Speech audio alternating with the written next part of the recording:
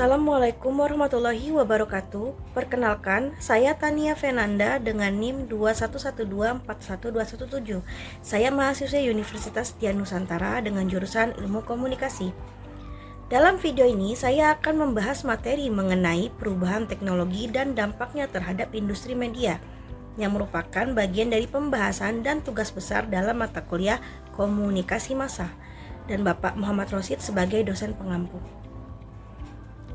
Mari kita simak bersama penjelasannya. Komunikasi massa. Komunikasi massa adalah proses penyampaian pesan dari satu sumber ke banyak penerima. Ciri khas komunikasi massa adalah bersifat satu arah, menjangkau audiens luas dan anonim, serta menggunakan media sebagai perantaranya. Dengan berkembangnya teknologi digital, komunikasi massa mengalami transformasi yang cukup besar dalam semua aspeknya. Perkembangan teknologi media. Teknologi media berkembang dari media cetak seperti koran dan majalah, kemudian menuju radio dan televisi, dan kini memasuki era digital dengan internet, media sosial, serta layanan streaming. Perubahan ini tidak hanya mempengaruhi bentuk media, tetapi juga mengubah paradigma dalam produksi, distribusi, hingga interaksi antara media dan audiensnya. Dampak perkembangan teknologi terhadap produksi media. Dalam proses produksi, teknologi mendorong terjadinya otomatisasi konten, seperti penggunaan kecerdasan buatan untuk penulisan berita atau penyuntingan video, atau yang lebih kita kenal dengan AI. Kolaborasi jarak jauh pun menjadi hal yang biasa. Hal ini memungkinkan tim produksi bekerja dari berbagai lokasi secara sinkron. Hasilnya, kecepatan dan kualitas produksi meningkat, dan peran jurnalis serta pekerja media turut berubah. Mereka kini dituntut untuk menguasai perangkat digital dan memahami alur kerja multimedia.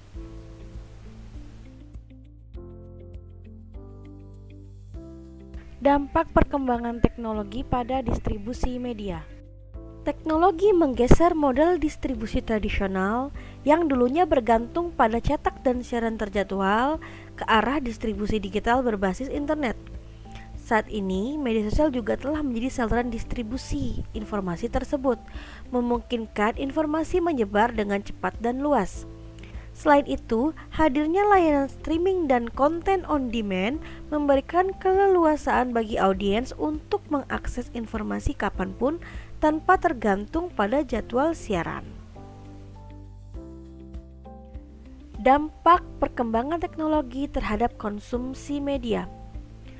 Perilaku konsumsi media kini sangat dipengaruhi oleh teknologi.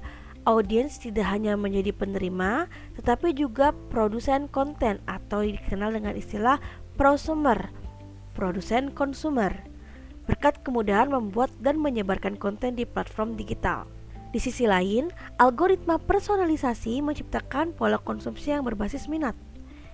Hal ini juga memicu fragmentasi audiens dan fenomena filter bubble yang membatasi keberagaman informasi yang diterima oleh pengguna.